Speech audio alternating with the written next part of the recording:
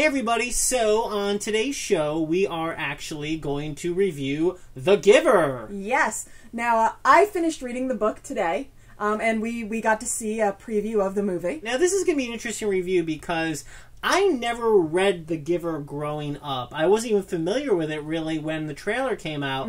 Since then, I read a few chapters in the beginning, but haven't actually read the book. So my perspective will be more of a person seeing a movie than a person seeing an adaptation of a book. Yeah, and like I said, I just finished reading the book today. I never read it when I was younger. I didn't know about it when I was younger. None of us have the perspective of you know, it being one of our childhood favorite books. I think that the main thing that is really cool about the movie, that a lot of fans are really worried about, is the very beginning is fully in black and white. Yeah, and the reason You're for that... welcome. The reason for that is because that's kind of how the characters see the world. Yes. They view the world in literal black and white. I remember when the trailer came out, I couldn't understand why there were so many people angry that a trailer wasn't in black and white. I mean, I don't think there's ever been a time in the history of mankind where people were angry that something wasn't in black and white. Yeah. The black and white aspect is a huge part of the book. It's really important to the main character. It's important to all the characters. And again, the way the world is and the way the world is perceived. Now, we've been in this land of YA novels, particularly dystopian YA novels, for quite a while now. You know, The Giver is one of those, but it came out way before The Hunger Games, way before Divergent. Yeah, the book actually came out in 1993. Yes. And it's... While it might be considered a young adult novel, it's actually for a slightly younger age group than things like The Hunger Games. Yeah, I mean, in the book, the main character is about to turn 12. He's 12, you know, through most of the book, and, you know, it was really written for that age group, so you could be in the shoes of Jonas. Obviously, just based on the actors, they decided to change that, so the characters are more, I think, around, like, 16 to 18, somewhere around there in the movie. I also think that they did that so that they could bring a slightly larger level of maturity to it and deal with some harsher topics, I guess. Oh, yeah, totally. So basically, if you guys haven't read it, if you're going to see the movie, basically it's about this dystopian world where everybody's sort of like a Stepford wife. Everyone is like very neutral. Everyone lives in a house that looks the same. Everyone is very much the same. In a way, it actually feels sort of like a utopian society, but as you delve more deeply into it, you can see the dystopia. You can see the harshness of it and the horrors that surround it. Basically, it is a day before everyone gets their jobs. At a certain age, in the book it was 12. In this, it's some other like age. 16, yeah. I think. Everyone, you know, they get told what they're going to be for the rest of their life. And so our main character is really worried because he doesn't know what he wants to be. It's more in the movie like, everyone else seems to know what they want to be, but I don't. You know, lucky for him, he is the special, and ends up being the receiver. The special one guy in society that gets to know the truth about humanity's history. Yeah. That no one else gets. Everyone else lives in this weird sort of robot world, and he's the one who's gonna, like, really know how it is. Yeah. And of course, you know, you give a young kid, you know, the fruit of knowledge and realizing how messed up everything really is, and he's gonna want to rebel. And that's the movie, and that's the same story as the book. So I feel like, for me, not reading the book, I enjoyed it. Yeah. I did. It was weird, though, because I'm so used to... Divergent is an action movie. Divergent is hardly anything but an action movie, and Hunger Games is like this soaked in drama with action elements. And this movie, definitely, you can tell that...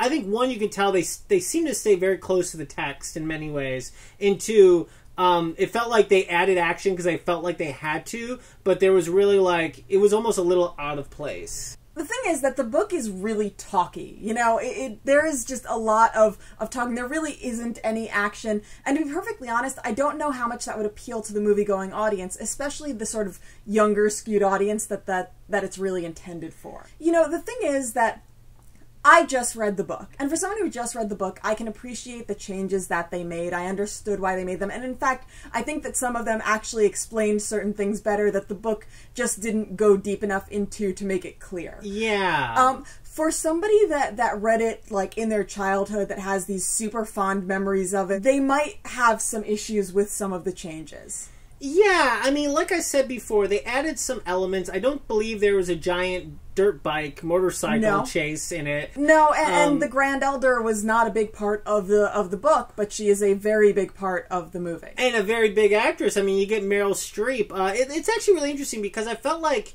Jeff Bridges plays the giver. And I felt like of everyone, Jeff Bridges was the best in the movie. And of course, Jeff Bridges is a great actor. We all know that. But I felt like he really, he wanted to make this movie, which we found out later. He's been wanting to make this movie forever. Yeah. And I thought Meryl Streep, as always, is really good, but the character, you don't really understand her motivations totally. Yeah, well, the problem with sometimes creating a character or really expanding a character for a movie is that sometimes you go a little too far. Yeah. And I think they sort of did that with her character, where they took it to places that didn't make sense for how the society is structured and didn't make sense for what certain characters should know or how they should act. They changed stuff here and there. But a lot of it was very much the same. I mean, some of the stuff was like line for line exactly the same. Yeah. Okay, this is what I have to say about the movie. The reason I liked it is I'm kind of sappy. Yeah. I like, the hero trying to use the power of love to save the world. I love that. I love the fact that this movie must have been a windfall for stock footage companies. Yeah. Because there's a lot of stock footage of people like elephants and people in like India and people partying and people happy. And there was all this footage from all over the place that, played a role that made sense. I think that overall the movie was done pretty well and does justice to the book. But I think that one of my main problems with it was how quickly they got into things in the beginning. Yes. You don't really get a sense of the society beforehand, so you don't really understand how much meaning there is when things are changing for Jonas. That's a really good point. Yeah. Yeah. I enjoyed it, especially because I've been like doing nothing but eating like action pace for the last like 4 months, and so it was nice, seeing something that was a little more story heavy, and was all about heart. I think that this is the kind of thing that's good for parents to bring younger kids to. Not like, again, not super young. Yeah. Because there's some really kind of harsh things, but like, you're like 10-year-old kids, like, it's really good because it's sort of a thinking person's younger person movie. I want kids to see stuff like this because I want them to think about stuff like that. Like, I want them to have those harder conversations with their parents. I want them to sort of understand this stuff, I agree, but also you have to remember, if you're looking for the Hunger Games or Divergent, those things are almost closer to like animes. Yeah. They're like about these teenage girls who can kill anybody because they're amazing, and there's war and conflict, and this is really not about that. This is much more about character and about, how if the squares took over, life would really suck. I mean, that's really what this movie's about, right? Yeah, it's about taking away emotion in order to deal with our issues rather than trying to evolve and deal with our issues. Exactly. Last thoughts, anime? I think that if you're a fan of the book, I think there's definitely a lot of stuff in the movie that you're really going to appreciate and enjoy. I think that if you have kids, it's a good thing to bring your kids to. Just be willing to have conversations with them afterwards. And yeah, I mean, I thought it was really interestingly done, and I did enjoy it.